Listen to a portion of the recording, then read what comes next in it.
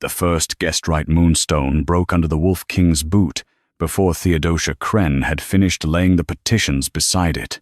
The sound was not loud. That was what made Hearthgate Royal Hall fall so sharply silent. Grey stone split beneath Armand Solgrave's black wolf-hide boot, and the moon mark, carved through its center, opened in 3 pale pieces. Theodosia stood with the remaining stones, gathered in linen against her chest, widow's sleeves damp from melted snow, chin lifted, because lowering it would have made Voren Pell smile. "Dangerous custom," Voren said, his voice carrying with the certainty of a man who had never slept outside a locked gate. "Guest. Rite was made for wandering kin, not exiled claimants gathering at royal doors. Every stone she preserves invites the dispossessed to challenge lawful order. Guest. Rite invites them to survive one night before order judges them," Theodosia said. Wolf nobles along the upper rail watched as if shelter itself were rebellion. Armand did not look at the servants. He looked at Theodosia, and for one breath she saw the young prince who had come to her cottage years ago, with frost in his hair and blood beneath his ribs. He had eaten barley stew at her table. He had slept on her floor beneath one of those same stones. Protected by the old law, no wolf could drag a guest from a threshold before dawn. Now he stood in Hearthgate as king, silver-eyed, crowned in winter iron, and he let Voren name that mercy treason. "You kept petitions after the exile court closed them," Armand said. "I kept copies after the families were denied hearing. You are not a court." "No," she said. "I am the door they reached after the court refused to open." Voren stepped closer. "She admits it. She has maintained an unlawful archive of exile grievances. House peace cannot stand if every widow with an old relic may challenge royal removal." "The stones do not reverse exile," Theodosia said. "They grant one night of shelter before judgment. Fire, bread, witness, and a lawful hearing at dawn." "Sentiment," Voren said. "A kingdom cannot be governed by bread. No kingdom survives when bread becomes evidence of disloyalty." A low warning growl moved through the king's guards. Armand lifted one hand, and they quieted. His eyes remained on Theodosia. Not soft, not cruel. Worse, guarded by the kind of pain powerful men used to make errors sound necessary. "You were ordered to surrender the stones," he said. "I was ordered to surrender the only proof that these families asked lawfully before they were cast into snow. You were ordered by your king, and you were once saved by guest, right before you wore a crown." The hall went still enough for the hearth flames to be heard. Voren's expression sharpened. Private memory cannot override public command. Armand's jaw tightened. Still, shame did not stop his boot from lifting over the second stone. "Guest. Right cannot be used to gather exiles against the throne," he said. The second stone cracked. An old woman near the hearth made a small wounded sound. Theodosia knew her. Mira Voss, whose son had been exiled for unpaid winter rent after his house, was transferred to a noble cousin 3 days later. Voren's office had stamped Mira's petition late without hearing. Theodosia reached into the linen and laid the third stone on the floor herself. Not because she agreed, but because she would not let guards tear it from her arms like contraband. "If you break it," she said, "break it before witnesses." "The court is witness," Voren said. "No. The court is power. Witness is someone who may speak what power dislikes." Armand's wolf moved behind his eyes, a pale force pressing against human discipline. Theodosia did not step back. She had lived long enough to know fear. Sometimes meant a man stood near the part of himself he had buried. "Break it," she said, "but do not call it unlawful until you have read the petition tied to it." Each petition was tied with a different thread: brown for house seizure, blue for family separation, white for hunger exile, black for death before hearing.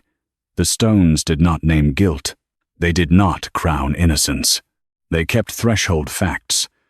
Arrival before midnight, bread given, witness present, dawn hearing owed. Voren spoke quickly. Petitions preserved outside the royal archive are inadmissible. Voren did not say false. He said inadmissible, because false would have required him to read them. Inadmissible was the word officials used when a record had survived somewhere they did not control. Then admit the threshold records, she said. Those belonged to Hearthgate law before your ministry ever existed. Armand's expression closed. That was his answer, before his mouth gave it. The third stone cracked. Theodosia reached for the fourth, but Armand lifted his hand before she could lay it down, seal the rest. The order did not spare the stones. It only moved the remaining witnesses into custody. The chest closed over them like a second sentence. Voren exhaled, as if 3 cracks were enough to kill a troublesome law. Guards took the linen from Theodosia's arms and placed the remaining stones into a royal chest lined with black iron. Her petitions were taken with them. Her name was entered under obstruction of exile peace. At the threshold, she turned back. "You have not ended guest, right?" she said to the king who had once slept under her roof. "You have only refused to hear it indoors." Armand's face did not change. At midnight, the old guest right latch lifted without a guard's hand.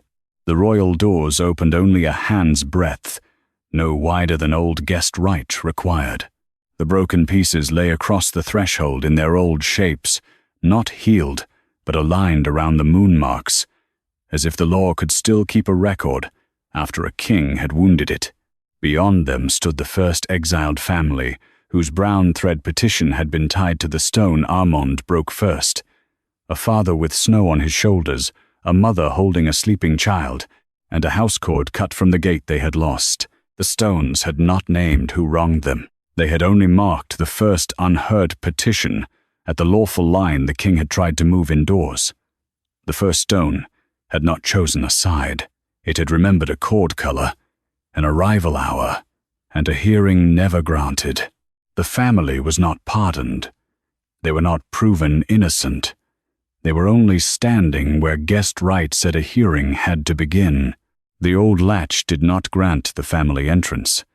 It forced Hearthgate Royal Hall to count them. The doors remained open only a hand's breadth, narrow enough that no guard could claim the exiles had stormed the king's house. Snow blew through the seam. The father stood outside with his hands visible, a brown petition cord knotted around his wrist. The mother held a sleeping child beneath her cloak. None of them crossed the threshold. That mattered. Guest right began at the lawful line, not inside the hall, and Theodosia Crenn knew the difference too well to let fear blur it. "Do not touch them," she said. A guard stopped, because Armand, Solgrave, lifted one hand. The Wolf King stood above the broken pieces of the first stone, silver eyes fixed on the moon mark aligned across the floor. The fragments had not healed. Their cracks remained raw, yet each piece had shifted into its old place, forming a record around the threshold line. Voren Pell's voice came sharp from the minister's rail. "Majesty, this is precisely the danger. The stones are drawing exiles to the palace." "The stones do not draw people," Theodosia said. "They record where people arrive." Voren turned on her. "You are still under charge for obstruction of exile peace." "I know, which is why I am asking for witnesses before any question is put to them." The father raised his head. Exile had worn youth from his face. The house cord had been cut so close to the knot that loose threads trembled. Armand looked from the cord to Theodosia. "Name them." "I cannot name them from memory under accusation." "Open the threshold register tied to the first stone." Voren gave a cold laugh. "The petitions are sealed in royal custody." "So is the proof," she answered. The king's jaw tightened. He had broken 3 stones. He had sealed the rest. He had not apologized, and the chest remained beneath guard. Theodosia's petitions were inside it, removed from her custody by royal order. "Bring the chest," Armand said. "Not return it. Bring it." The difference stood between them, like a locked gate. The black iron chest was placed beside the broken stone. Its wax seals bore the wolf crown and Voron's ministry mark. Theodosia noticed the order. Ministry wax over royal cord. That did not prove tampering. It proved only that Voron's office had touched custody after Armand's command. "Open only the first petition," Armand said. "The rest remains sealed." One petition was not mercy. It was a keyhole. A court scribe broke the outer custody wax and lifted the first bundle, brown thread, house seizure. The cord's end was wrapped around a sliver of the first guest right moonstone. The fragment gave no vision, no name, no judgment. It only shone along 3 carved notches. Arrival, bread, witness. The scribe read the register tab. Petition B1. Family name, Harrow Fenn. Claim, house seizure after exile order. Threshold request recorded at Crenn Hearth, late winter moon, before midnight. Arrival hour? Theodosia asked. Voron cut in. The accused does not conduct the hearing. No, she said. Guest right does. I am asking for the facts it requires. Armand looked at the scribe. Read the arrival hour. Before 11th bell. Witness present. Old mirror Voss. Bread given. Barley loaf. Hearthmark entered. Dawn hearing owed. The mother outside bowed over the child, because the record said they had once been received as human beings. Voron stepped closer. A cottage record does not override an exile order. No one said it does, Theodosia replied. It proves only that a hearing was owed before removal from shelter. Armand's gaze remained on the page. Was the dawn hearing held? Exile court response. Late filing. Outside boundary. No hearing granted. The father's voice came through the door seam. We were at her hearth before midnight. No testimony yet, Voron said. Theodosia lifted her chin. Then, give them bread before you silence them. A murmur passed through the servants. Voron's expression hardened. Feeding exiles inside royal walls may be read as recognition of claim. Bread is not pardon, Theodosia said. Warmth is not rebellion. A child sleeping in snow is not a legal strategy. Armand's eyes moved to the child. For one breath, the hall saw the old memory cross him. A wounded prince on a widow's floor, swallowing barley stew because guest, right, had made mercy lawful. He buried it. Bread at the threshold, he ordered. Water, blankets, witness scribe. They do not enter the hall. He gave only what the broken law could force from him, and not one breath more. It was not restoration. It was not trust. It was the smallest shape of the law he had tried to break. Theodosia turned to the servants.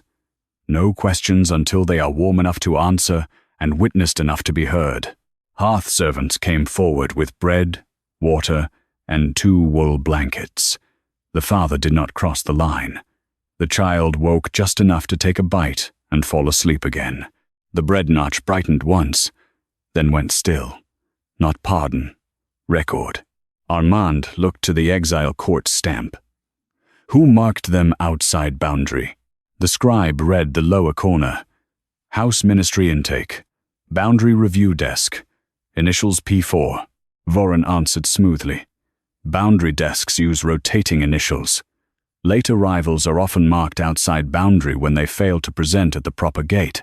Theodosia looked at the thin, open seam. They presented at a lawful threshold before midnight. A cottage is not Hearthgate, Voron said. No, but guest right was older than Hearthgate. Armand's hand closed over the petition. Did I receive this petition? The scribe checked the order summary taken from Voron's office. No, Majesty. The royal order summary lists aggregated exile disturbances, unlawful shelter gatherings, and preserved inadmissible grievances. No individual petitions attached. Aggregated was how a family disappeared without anyone lying about its existence. He had broken the first stone without reading the family tied to it. Outside, the Harrow family waited with bread in their hands, still exiled, still unpardoned, still unheard. Then the scribe turned the register tab and found a lower line beneath the arrival notch. The scribe bent over the tab, not the stone. "There is a second register line," he said. "Dawn hearing ode." Hearing assignment entered. Armand's eyes sharpened. "Office." The scribe read the ink twice before speaking. "Assigned to the House Ministry docket. Seal of Voren Pell." The line did not prove Voren had refused them. It proved only that the hearing ode to them had entered his office and never reached the dawn. The P4 boundary mark did not say Voren Pell had lied. It said the Harrow petition had been sent to a desk that could make a lawful arrival look late. That was a different danger. A lie could be challenged by a witness. A desk could bury a witness under proper terms until truth arrived out of order. The Harrow family remained beyond the threshold, bread in their hands but no pardon around their names. The father kept the brown petition cord visible. Armand Solgrave stood inside the narrow opening. The broken first stone lay aligned across the lawful line, holding only the facts already read. Arrival before midnight. Bread given. Witness present. Dawn hearing ode. P4. Amanse. Disk or person. The court scribe checked the lower corner. Boundary review mark. Post 4 classification desk. A disk then, Theodosia Crenn said. Voren answered. Controlled. Boundary posts classify arrival according to approved gates. That is not sinister. It keeps exiles from manufacturing shelter claims from any cottage they choose. Guest right allows any lawful threshold to hold a person until dawn, Theodosia said. Not to pardon them, to keep them breathing long enough to be judged. Armand did not look at her with mercy. He looked at the page. Read how P4 marked Harrow Fen late. Crenn Hearth arrival before 11th bell. Hearth witness, Mira Voss. Breadmark entered. Petition tied to first stone. Boundary review notation. Outside proper gate. Not presented at Hearthgate before midnight. Late for royal docket. The father outside lifted his head. We were told the north gate was closed to exile families. No testimony, Voren said. Theodosia's gaze stayed on Armand. Then read the gate notice. That notice is not in evidence, Voren said, because the individual petition was not in your king's packet. Armand looked toward the black iron chest. Search only Harrow Fen's bundle. Gate notice, if attached. Not all bundles. He still measured access like a man afraid the next record might become a flood. The scribe untied the brown thread and found a narrow gray slip. North Hearthgate entry notice. Exile families with pending boundary claims may present at nearest recognized guest threshold before midnight if the royal gate is closed by weather, unrest, or guard order.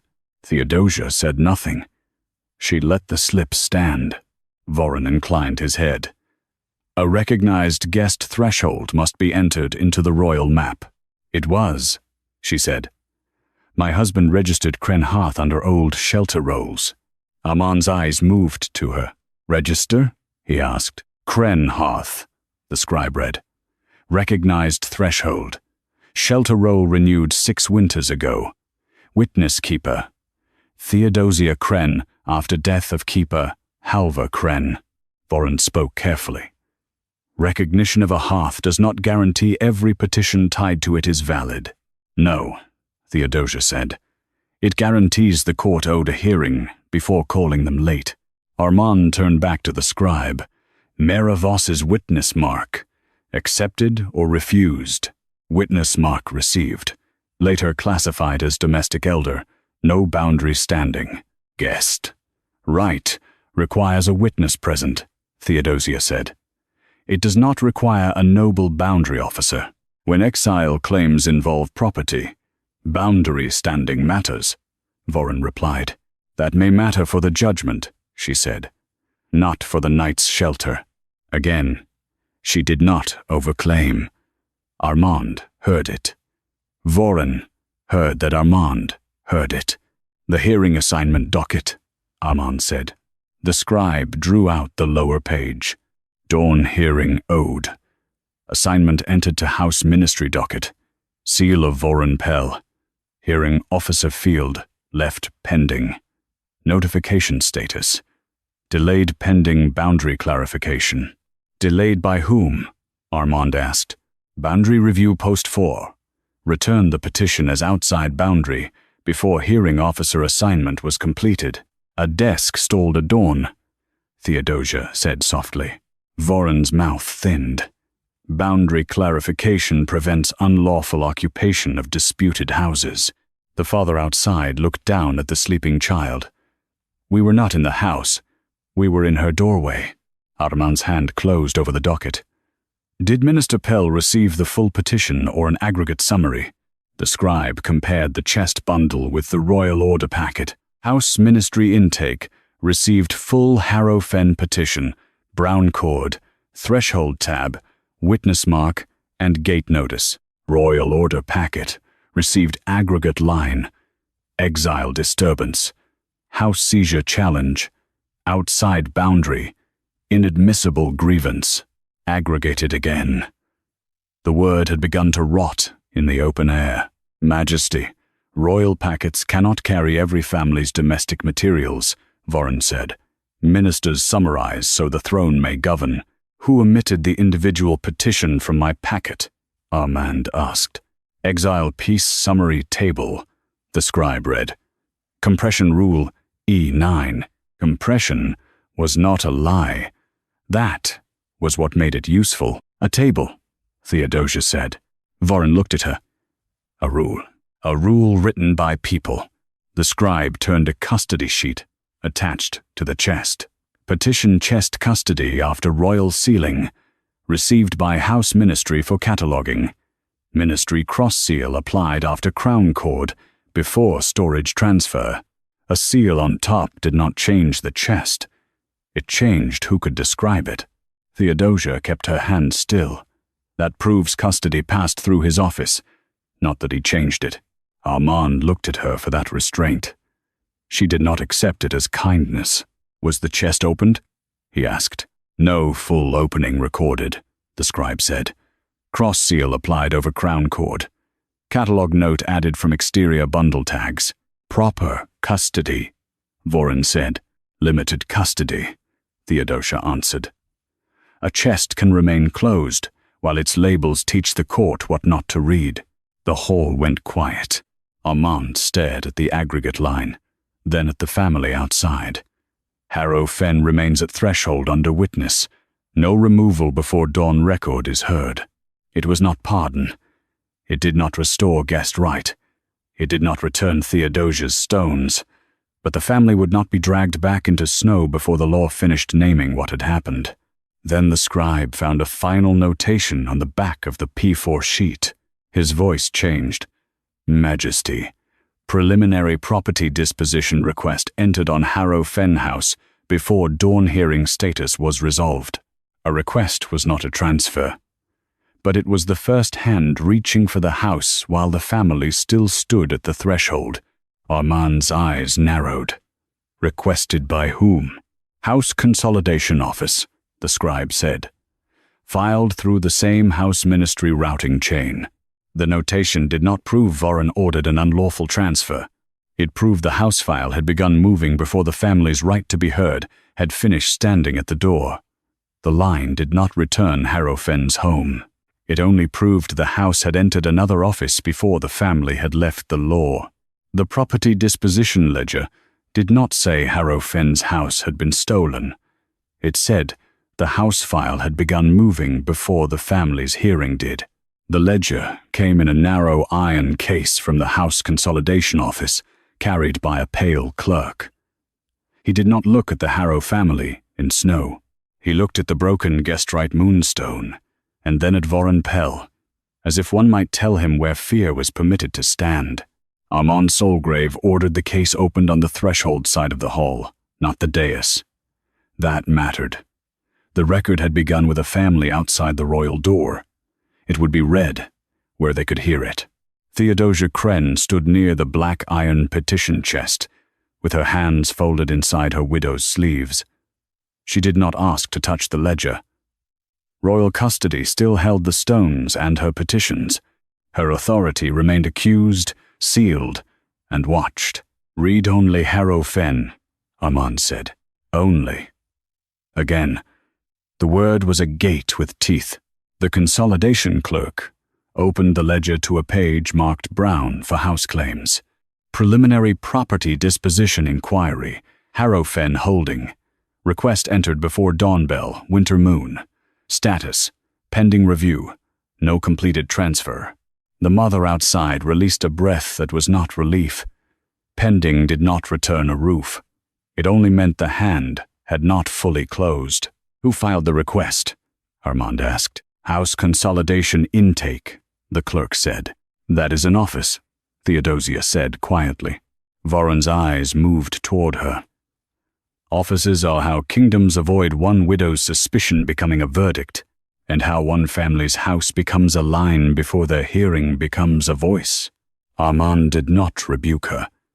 "Name the initiating mark." The clerk read the narrow margin. "Initiated from boundary review signal, P4, classification, outside proper gate, late for royal docket, possession status unstable." The father's brown cord twisted under his fingers. "We were at the Crenn hearth before 11th bell." "No testimony yet," Voren said. Theodosia turned toward him. "He does not need testimony for that sentence. The threshold register already said it." Armand looked to the clerk. "Did P4 send the signal directly to House Consolidation?" "Not directly, Majesty. P4 returned the petition to House Ministry Intake. Exile Peace Summary Table, applied compression rule E9. The aggregate line then generated a property risk notice to House Consolidation. Compression had not lied. It had removed pieces that would have made delay visible. "Who invoked E9? Armand asked. The scribe compared the summary sheet with the ledger mark. "Rule invoked under House Ministry Summary Authority. Office seal of Minister Voren Pell. No personal hand recorded." Voren inclined his head. "That is expected.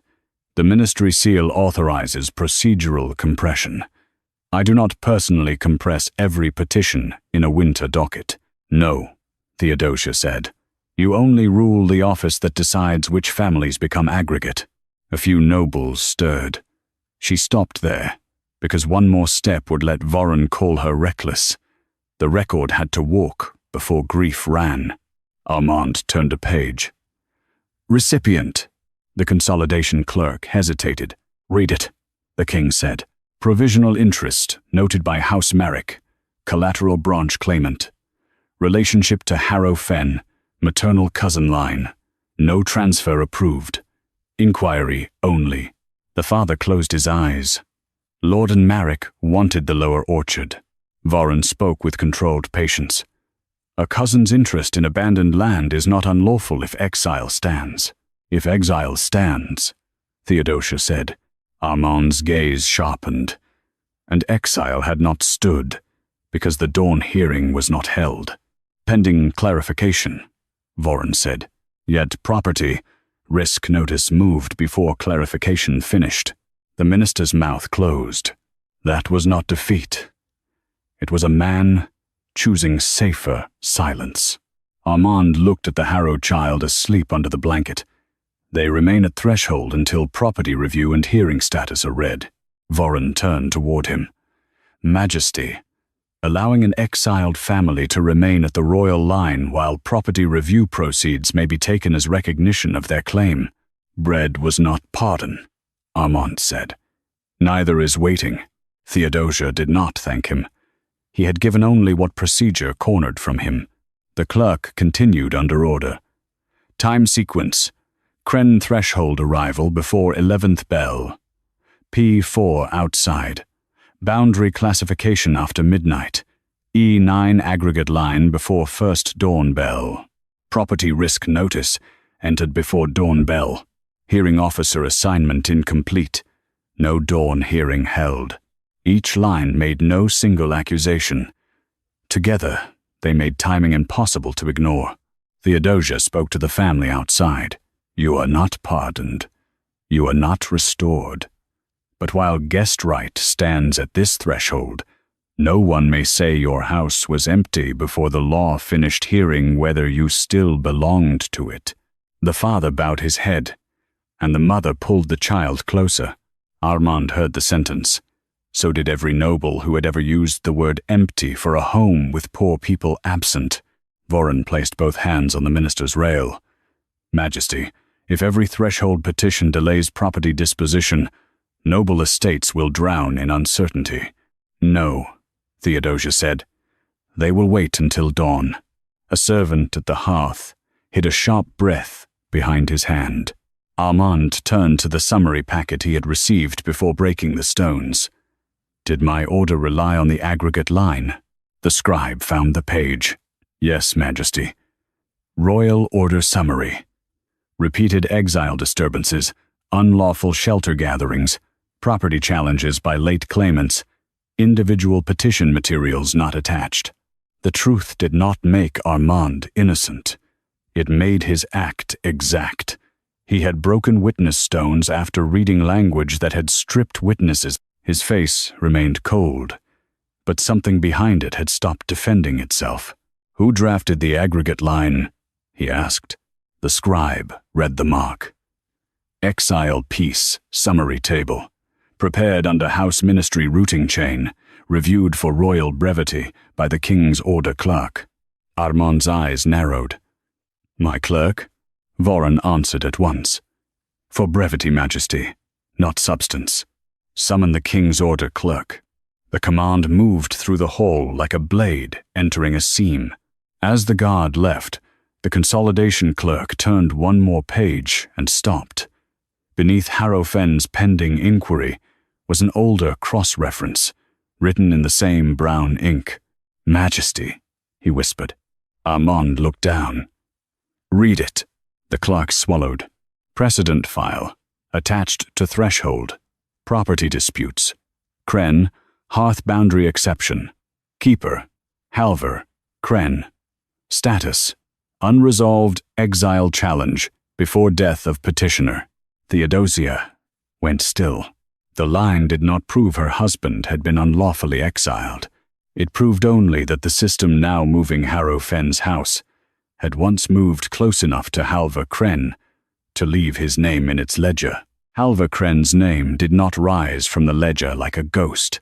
It lay there like a record the living had stepped over for years. Theodosia did not move.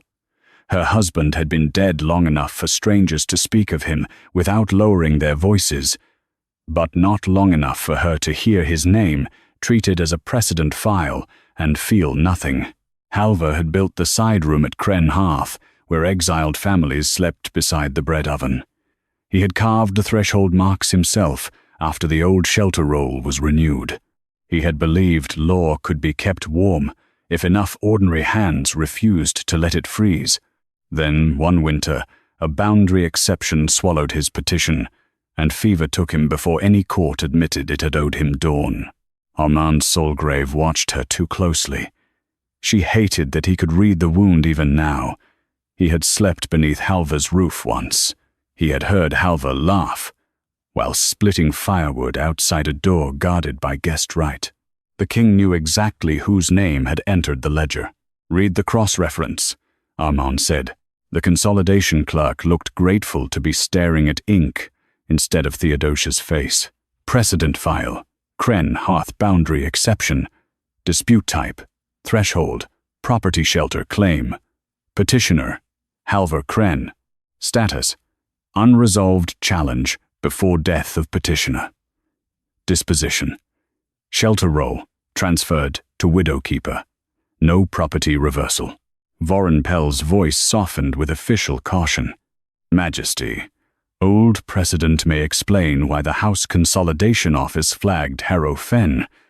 It does not prove irregularity. Similar petitions are cross-referenced to prevent inconsistent rulings, or to repeat them, Theodosia said. Armand's eyes cut toward her. She did not retreat. That is not accusation. It is why precedent matters. A court clerk hurried back through the side arch, bringing a narrow man in grey order robes. The king's order clerk bowed so low his chain of office clicked against the floor. Name, Armand said. Selwick Dawn. Majesty, you reviewed the aggregate exile summary before my order to break the stones. Selwick swallowed. For royal brevity only, read what you received.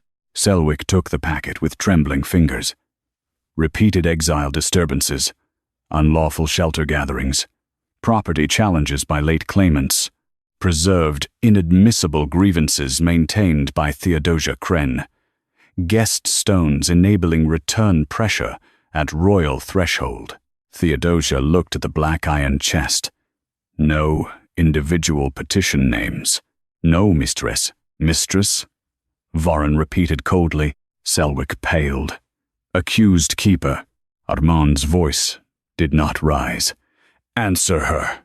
No individual petition names, Selwick said. No witness marks. No thread, color ledger. No threshold register excerpts. Only aggregate categories. Aggregated had removed families. Brevity had removed law. Royal command had remained. Armand's face stayed carved in restraint. Did you request the full petitions? Selwick hesitated, and that hesitation did more than any confident denial. Voren's hands tightened on the rail. Order clerks do not burden the throne with every supporting document when a ministerial summary is certified.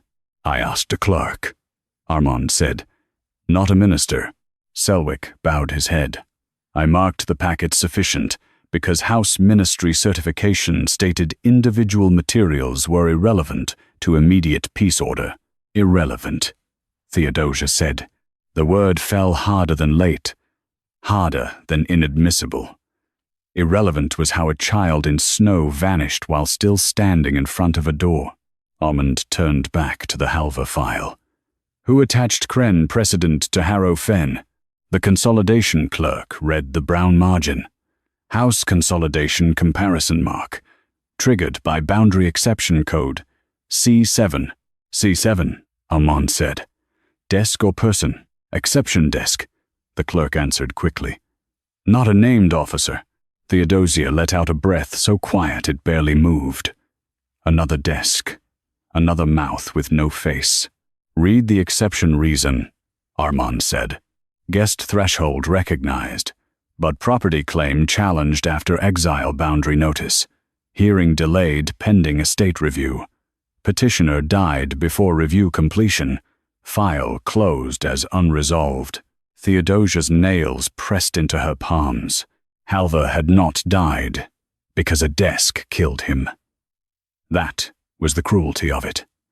The record proved no murder, no hand on his throat, no villain standing over his bed. It proved something colder.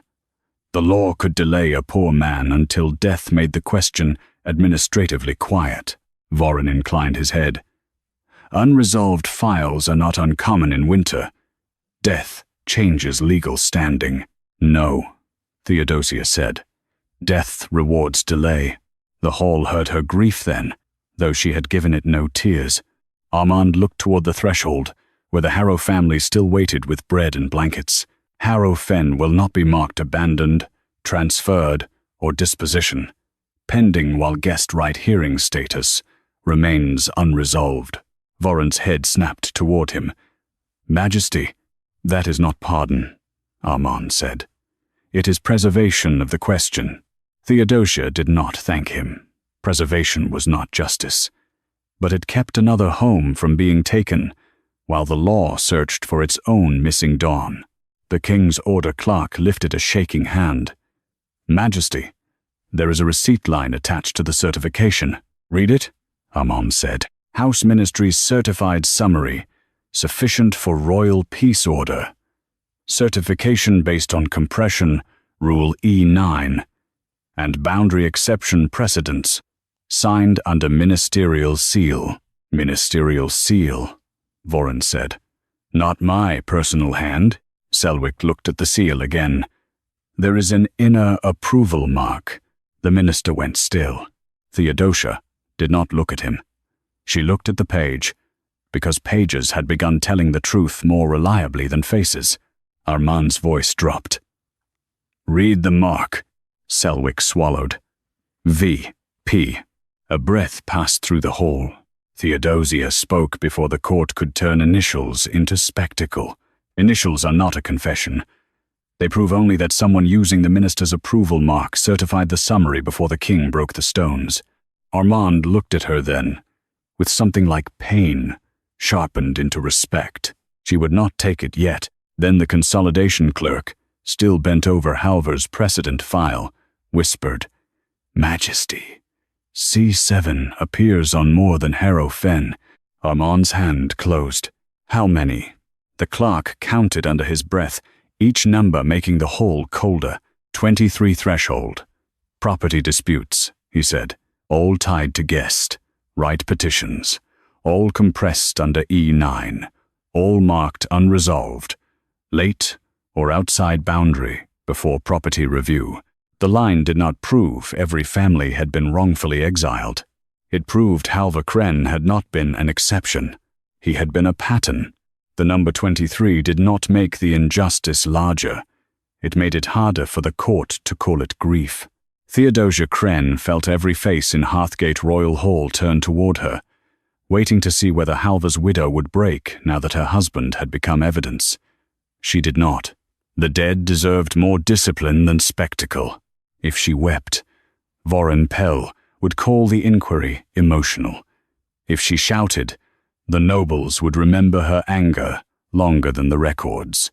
So she stood beside the black iron chest and let 23 become a question no one could step around. Armand Solgrave's voice remained low. Read the index categories, not the names. Only categories. Still a narrow door. The consolidation clerk bent over the ledger. Threshold. Property disputes marked C7. 23 entries over 6 winters. All tied to guest right petitions. All compressed under E9 before royal summary. Status outcomes. Unresolved. Late. Outside boundary or estate review pending. Voren's answer came quickly enough to show he had prepared for patterns. Because guest right claims often involve families attempting to re-enter holdings after lawful exile. Similar codes are expected when the same kind of dispute appears. The same kind of dispute, Theodosia said. Or the same kind of silence. Armand looked at her. She did not retreat. That is not a verdict. It is why the docket must be read. Voren inclined his head. Then read it properly. Under council rules. Not under the pressure of snow and sentiment. Outside the threshold, the Harrow child slept beneath a borrowed blanket. Snow gathered along the lawful line but did not cross it. Hearth servants kept the breadbasket near the door, without looking at the nobles. Armand lifted one hand. 3 samples. Harrow Fen, Halvar Crenn, and the earliest C7 after Halvar. Names only as needed for custody. Theodosia hated the limit, and understood the danger of refusing it. If all 23 were read at once, the court would call it chaos. If none were read, the pattern would return to the drawer where it had survived too long. The clerk turned the page. Halvar Crenn, recognized threshold keeper. Petition involved shelter. Roll challenge after boundary notice. Dawn hearing delayed pending estate review. Petitioner died before completion. File closed unresolved. No one looked at Theodosia kindly. She preferred that. Harrow Fen, the clerk continued. Recognized threshold arrival before 11th bell. P4 outside boundary classification. E9 aggregate. Property disposition inquiry before hearing status resolved. Pending. Armand's eyes hardened. Earliest after Halver. The clock traced the column. Ravina Dale and 2 children. Petition thread. Blue. Family separation. Recognized threshold. East Mill Hearth. Witness. Miller's widow, Jana Holt. Arrival. 10th bell. Dawn hearing ode. P4 classification. Outside boundary. E9. Compression. Exile disturbance. Involving separated dependents. Property note. Cottage attached to estate labor reassignment. Status. Children transferred to father's clan before hearing. A woman among the servants made a sound and covered it with both hands. Voren turned at once. No testimony. Theodosia did not look at the servant. No one asked for testimony, but the hall had heard recognition. That was enough to make the name dangerous. Armand turned to the clerk. Was the witness mark accepted, received, then downgraded? Domestic witness, no clan standing, and the hearing? Delayed pending family authority clarification. Theodosia's voice was quiet. A dawn can be delayed until childhood is moved. Voren's eyes flashed. This is precisely the kind of phrasing that turns legal ambiguity into accusation. No, she said. Legal ambiguity turned children into an outcome before a hearing. Armand did not defend her.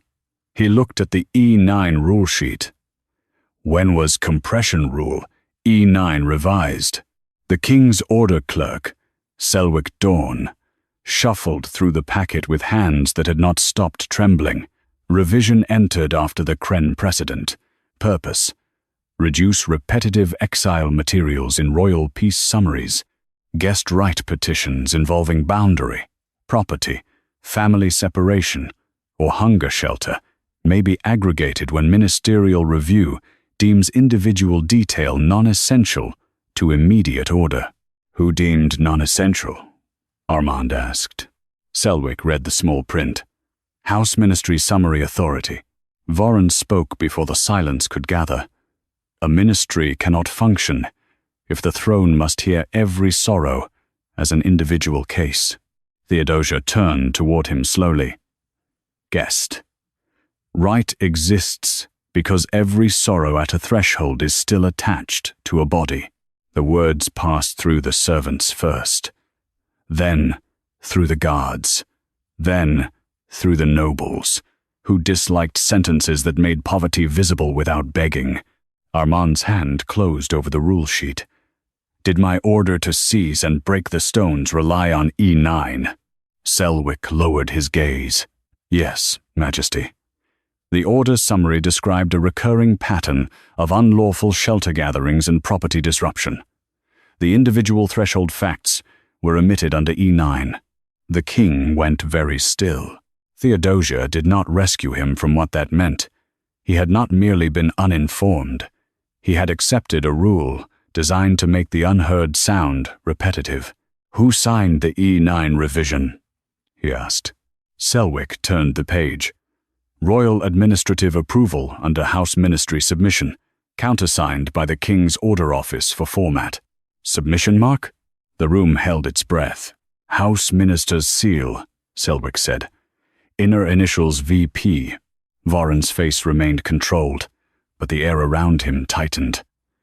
Again, Majesty, ministerial seal does not prove personal review. My office processes hundreds of submissions. Then your office will survive being read, Theodosia said. Armand looked to the black iron chest. The remaining stones stay sealed. The sentence struck her, though she had expected nothing else. But the C7 index will be copied under witness, he continued. 1 copy for counsel, 1 for Crown Audit, 1 for Theodosia Crenn. Voren turned sharply. Majesty, she is accused. She is also the keeper, whose records have been used without being read. It was not restoration. He did not return the stones. He did not remove her charge. But for the first time, a copy of the writ would leave royal hands. Theodosia bowed only to the record. Then the consolidation clerk stopped on the back of the E9 revision sheet. His face lost color. "Majesty," he whispered. "There is a distribution list." Armand's gaze cut to him. "Read it.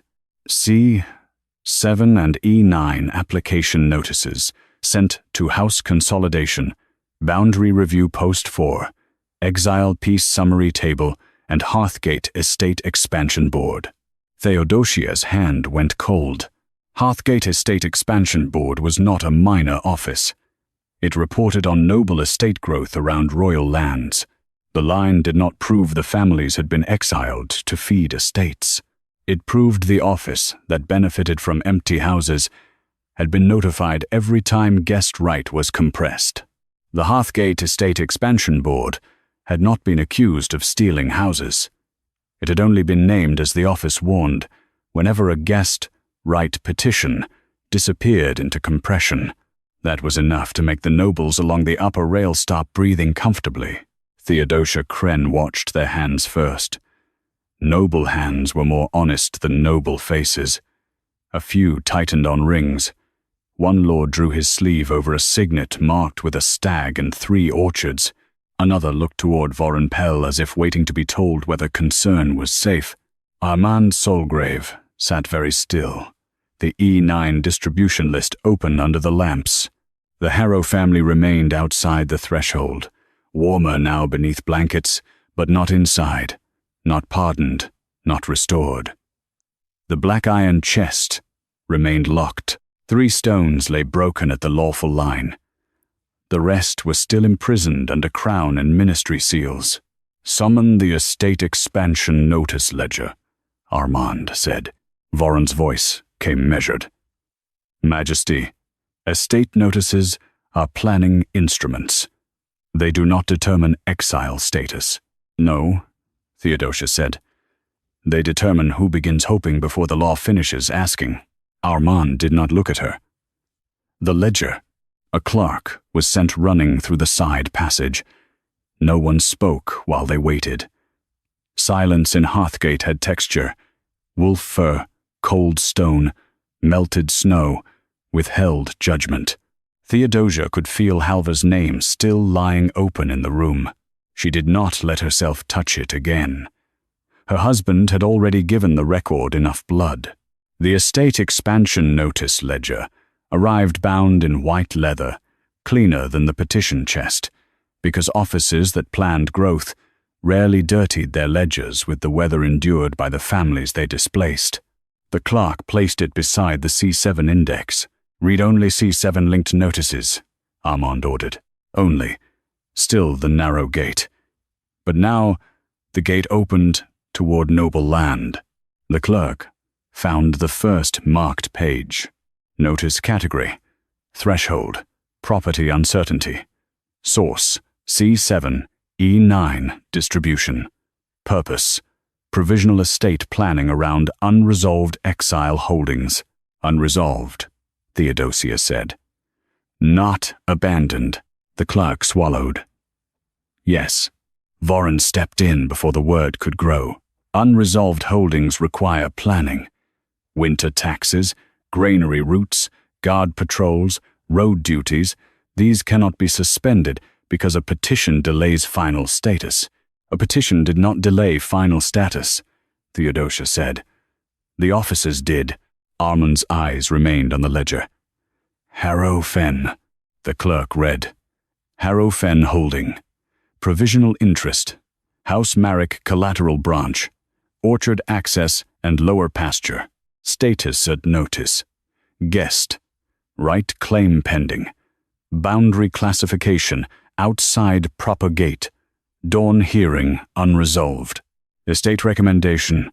Hold for possible consolidation if exile confirmed. The father outside pressed his lips together hard enough to blanch them. Possible, Voren said. If exile confirmed, that is not theft. No, Theodosia answered. It is appetite written before judgment. A low murmur moved through the servants.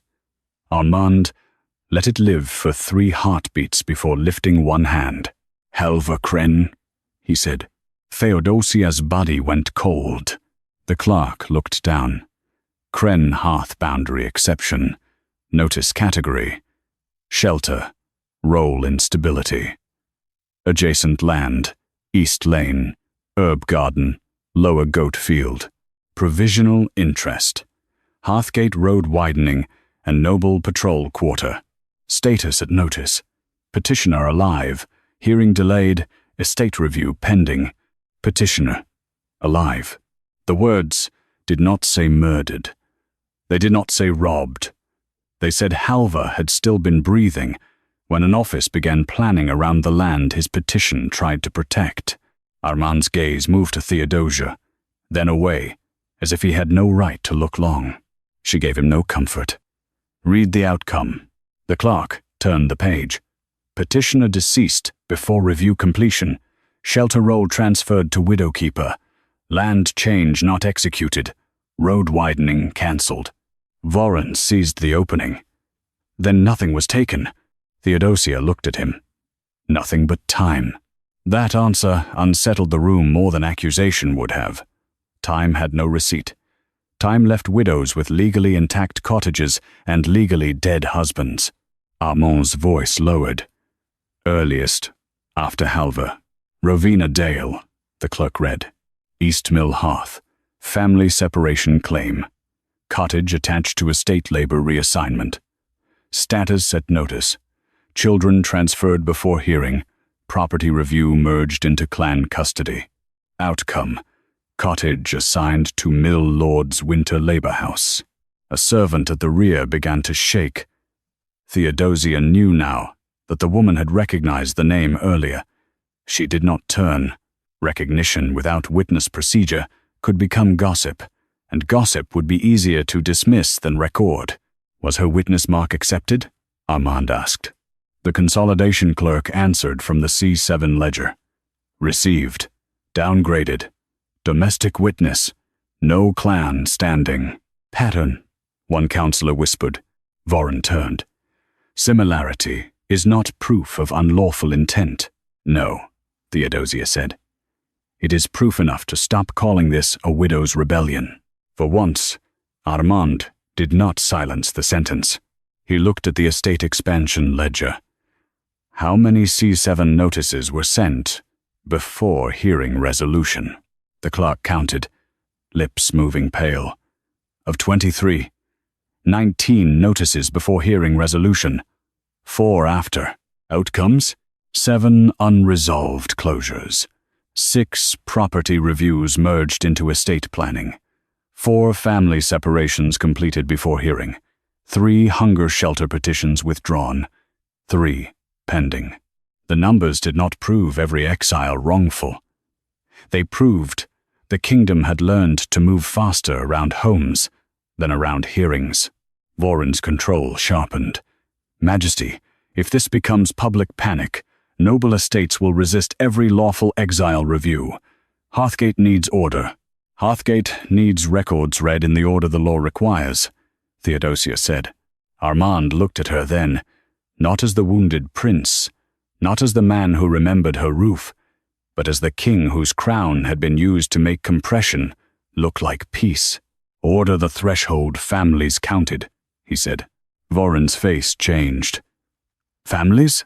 Theodosia went still. Outside, beyond the Harrow family, shadows had gathered along the snow road, not summoned by stones, not dragged by moonlight.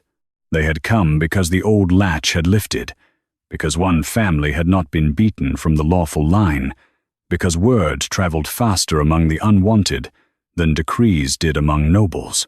Brown cords, blue cords, white cords. One black cord, held by a girl, too young to understand why adults stepped away from death names. They did not cross the threshold. They stood where guest right said hearing had to begin. Armand stared at them, and for the first time that night, his command did not come quickly. Theodosia spoke before fear could make the guards raise spears. "Food first. Warmth first. Witness first. Questions after. Voron's voice went thin with warning. Majesty, if you allow them to gather, the hall becomes an exile court. Theodosia looked at the Wolf King, who had broken 3 stones before reading 1 petition. No, she said. It becomes what it should have been before dawn was delayed. The estate expansion ledger remained open between them, its white pages full of homes that had begun moving before people had finished being heard. Then Armand saw the last line on the distribution sheet. Priority notification. Estate opportunities arising from compressed guest. Right disputes to be reviewed before seasonal noble allotment. The line did not prove who profited. It proved the kingdom had named unresolved homes as opportunities. The word opportunities did not make the threshold families more guilty. It made the court's hunger easier to read. Armand Solgrave kept the estate expansion ledger open beneath the lamps, and the white pages looked almost obscene beside the snow-dark faces outside. Brown cords for house seizure, blue cords for family separation, white cords for hunger exile. 1 black cord tied around a girl's wrist, the thread heavy with a death name no child should have carried into a royal hall. They had not crossed the threshold. That mattered more with every breath the guards held back. Voron Pell's voice returned to its careful depth. Majesty, seasonal noble allotment is not seizure. It is planning. The word opportunity refers to administrative readiness should lawful status change. Lawful status had not changed, Theodosia Crenn said. Voron looked at her as if her restraint had become more irritating than any accusation. In many cases, status was pending clarification. Then the word should have been pending, she answered, not opportunity. A few nobles shifted along the upper rail. Opportunity was a comfortable word, until someone made it stand beside a sleeping child in the snow. Armand turned to the scribe. Threshold count. The scribe moved to the door seam with 2 witness clerks. He did not ask names first. Theodosia saw that and let herself breathe. Names could become charges before bread became safety. Count by cord, Armand ordered. No questioning. Voron's hand tightened on the minister's rail. Majesty, cord count may be construed as recognition of unauthorized petitions. No, Armand said. It recognizes bodies at a lawful line. Theodosia looked at him then. The sentence was not apology. It did not return the stones. But it was the first time he had separated the person from the accusation before Voron could bind them together. The clerks counted softly. 12 brown cords, 7 blue, 9 white, 3 black, 31 families, or what remained of them. The hall did not gasp. It listened in the way powerful rooms listen when numbers become too many to dismiss as one widow's grief. Food, Theodosia said. Armand nodded once. Food, water, blankets, at the threshold, witnessed. Hearth servants moved faster this time, not bravely, carefully, but careful mercy still reached cold hands. Bread went first to the children, then water, then blankets folded over shoulders without pulling anyone across the line. The broken stones remained quiet. Their work was not to weep, shine, accuse, or choose. Their work was to hold the lawful edge until records could be read. Armand turned back to the ledger. Seasonal noble allotment. Who received the opportunity notices? The estate clerk read, unwillingly. House Merrick, House Velm, House Ostra. 3 minor wolf houses attached to the Eastern Patrol estates. Notices sent according to property category, not final award. Were any awards made before hearings? Armand asked. Voron answered before the clerk could. Awards and opportunities are different instruments. That was not my question. The clerk swallowed. Some temporary occupation licenses were granted. The Harrow father lifted his head. Theodosia kept her voice even. Temporary occupation is not ownership. Voron gave her a thin smile. At last, accuracy. It is also not nothing, she said. A family cannot sleep in a house temporarily occupied by someone else. Armand's gaze sharpened. Harrowfen. The clerk turned the page. Temporary orchard access granted to House Marek. Dwelling structure not transferred. Lower pasture grazing rights assigned pending exile confirmation. The father outside whispered. The orchard fed us. No one told him to be silent this time. Armand looked toward Voren. You knew property use began before the hearing. Voren bowed his head. I knew provisional measures existed where abandonment was likely. Likely by whose record? Boundary classification. Aggregate disturbance reports. Estate risk notices. Theodosia's mouth went cold. The same words chasing themselves until they looked like proof. The king's hand closed over the ledger's edge. Halvor Crenn. Voren's eyes flicked toward Theodosia. Majesty. Dragging a widow's husband into every ledger. Read it, Armand said. The estate clerk found the older notice. Crenn Hearth. No occupation license executed. Road widening proposal opened while boundary exception pending. Proposal cancelled after petitioner death and shelter roll transfer. Theodosia stared at the line. Halvor had died before they took the land, so the record could claim nothing had happened. Yet someone had measured the road while he still argued for the threshold. Who requested the road widening proposal? Armand asked. The clerk checked the margin. Hearthgate Estate Expansion Board, based on access recommendation from House Ministry. Signed, Board Chairmark. Ministry Advisory Seal. Personal name. No personal name on this copy. Voren exhaled slowly. Then again, Majesty, we have office movement, not criminal act, Theodosia answered before Armand could. Office movement is what killed the hearing. The room went silent. She did not say it killed Halvor. Not yet. The record did not prove that. She would not give Voren one loose thread. Armand looked at her for a long moment, and the man who had once slept beneath her roof seemed to stand somewhere behind the king, wounded, younger, ashamed.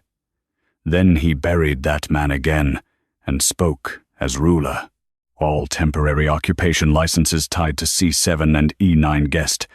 Right disputes are frozen until hearing status is reviewed. Nobles protested at once. Voren's voice cut through them. Majesty, that will unsettle estates across Hearthgate. So did exile, Theodosia said.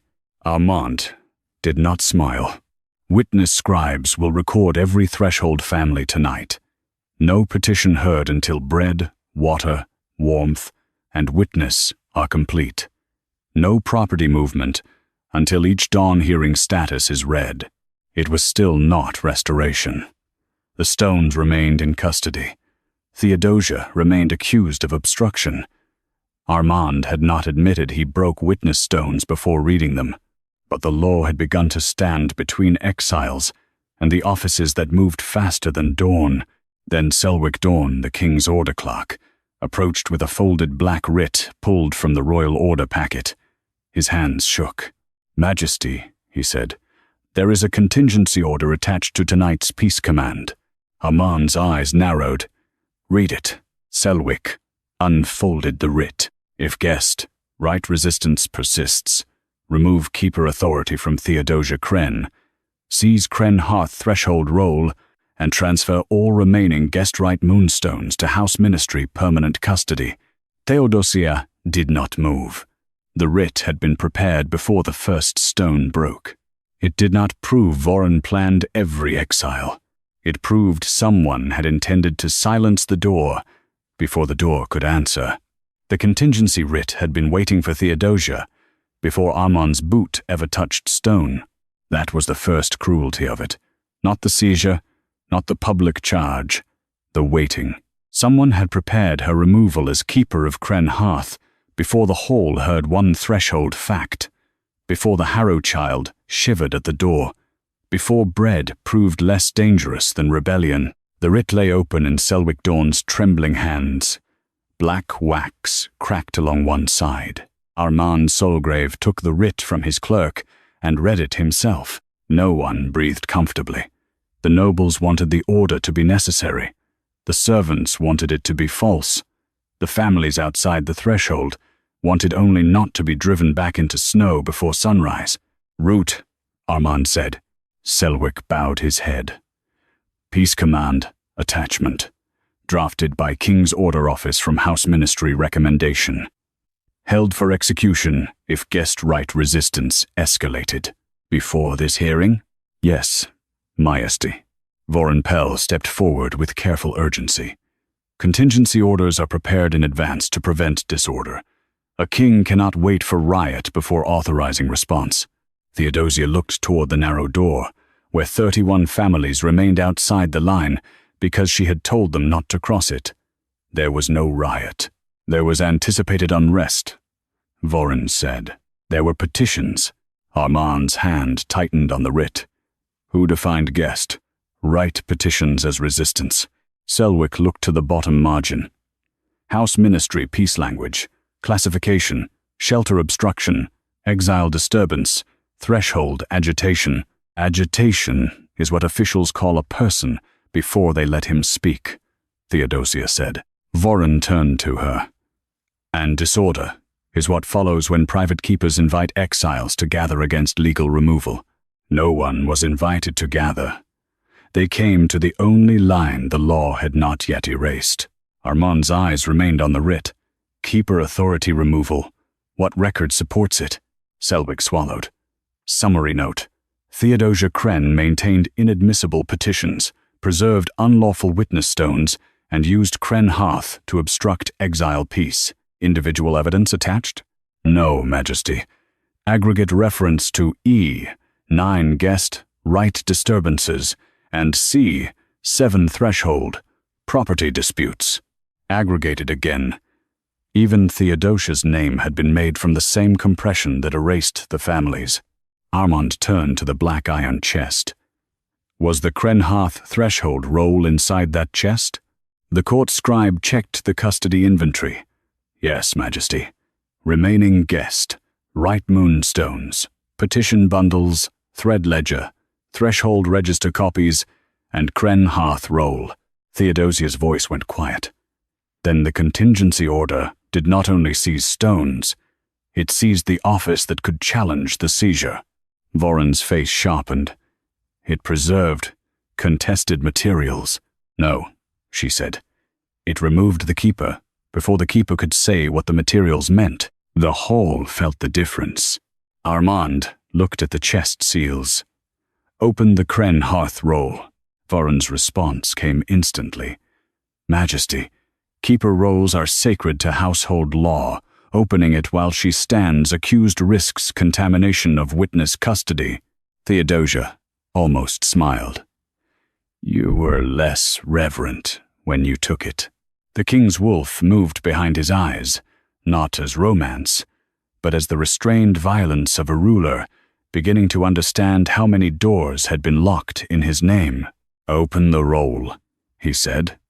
Under witness. Only the authority line. The scribe opened the chest again. Not returned. Opened. The difference still mattered. He lifted an old roll, tied in faded blue cord, and unwrapped only the first panel. Crenn hearth guest. Right roll, he read. Recognized threshold under Hearthgate shelter law. Keeper Halvar Crenn.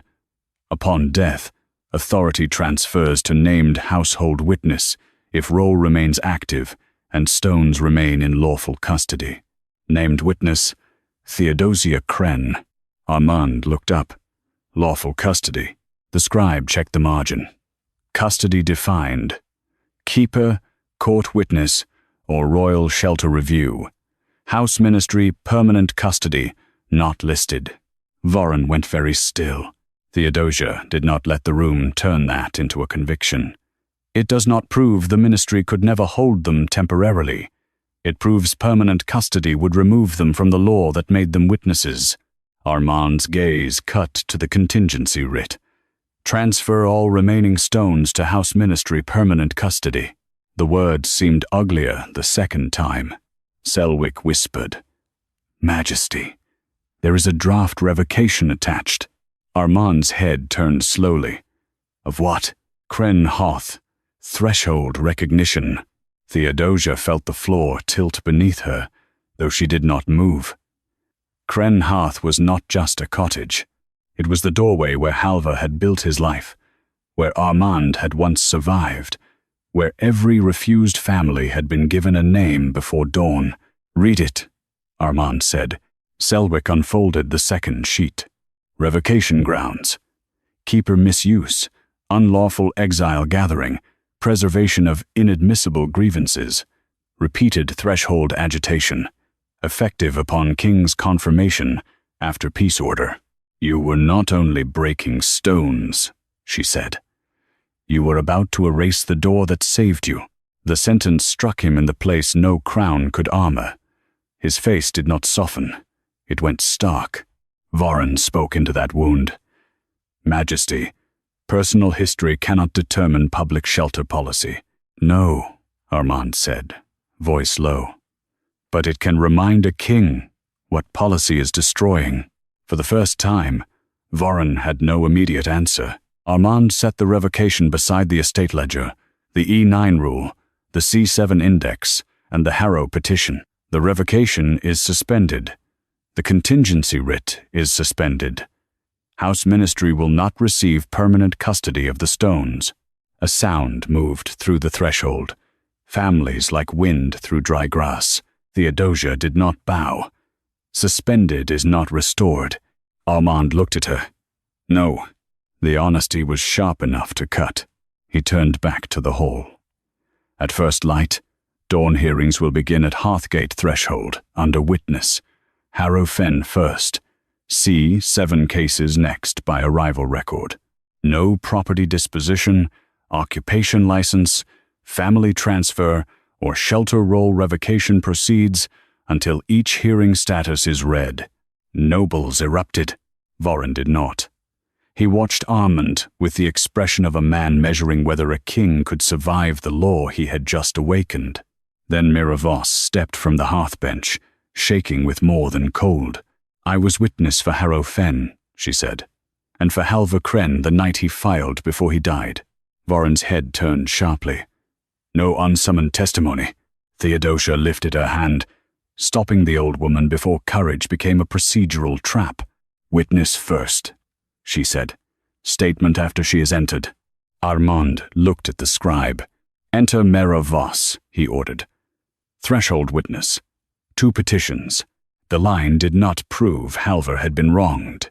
It proved the witness Vorin's root had downgraded was still alive enough to speak at dawn. Dawn did not arrive as mercy. It arrived as procedure Theodosia had forced the kingdom to remember.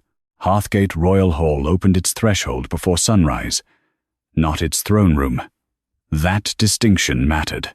The families with brown, blue, white, and black cords stood at the lawful line, warmed by blankets, counted by witness scribes, but still under petition, not pardon. The broken 3 guest-right moonstones lay in front of them, aligned around their wounded marks. The remaining stones had been taken from the black iron chest and placed on a witness table, still under guard, no longer hidden under ministry seals. Theodosia Crenn stood beside the table, not behind the accused rail. That was not restoration yet. She knew better than to mistake position for power. Her hearth roll was still unconfirmed. Her petitions had not all been heard. Vorin Pell still stood in the hall, with his name uncondemned, and his office wrapped in procedure. But for the first time since Armand Solgrave's boot had cracked the first stone, the law was being read in the order shelter required. "First petition," Armand said. "Harrow Fenn." The father stepped forward only to the line. His wife kept the child wrapped against her breast. Miravos stood between 2 witness scribes, her old hands shaking above the staff they had given her. The scribe read the threshold facts. Arrival before 11th bell, bread given, witness present, dawn hearing owed. Mira lifted her chin. I saw them arrive. I saw the north gate refuse them. I saw Theodosia give bread before asking their claim. They did not ask for pardon. They asked not to freeze before judgment. The House Ministry clerk tried to object on standing. Armand silenced him with one look. The witness mark is accepted for guest. Right, the king said. Boundary standing belongs to the later property hearing, not to the night's shelter. Theodosia felt the sentence enter the stones without light or miracle. A correction did not need to glow to matter. The Harrow petition was not granted ownership. It was not dismissed either. Armand ordered the property disposition inquiry frozen, the temporary orchard access suspended, and a lawful house seizure hearing set before independent witnesses. The family would remain under guest protection, renewed by hearing order until the property claim was reviewed. Guest. Right is not a blanket pardon, he said to the nobles, the families, and himself. It is one lawful night before judgment. No exile office will treat shelter as rebellion again. Voron's expression hardened. Majesty. Such language risks weakening removal authority across the realm. No, Armand said. It weakens unlawful speed. The words struck harder than anger. Then came the C7 index. Not all 23 families were cleared. Not all houses returned. Some petitions lacked witnesses. Some claims would fail under property law. Theodosia did not flinch from that. Guest right had never promised victory. It promised breath, bread, witness, and dawn. By midday, 12 hearings had been opened, 7 property movements frozen, 4 family separation orders suspended for review, and 3 hunger exile petitions reclassified as shelter claims rather than disturbances.